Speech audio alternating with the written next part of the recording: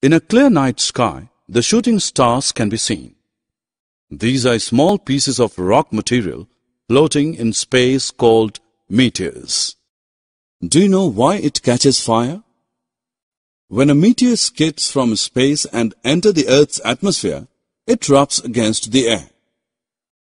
The speed of the meteor is extremely high, hence it comes across a very high friction while moving through air. This generates heat and burns with a flame. The burning meteor leaves behind a streak which appears like a shooting star. Aeroplanes flying through air also face force of friction. Since aeroplanes move fast, the force of friction between them and the air is high.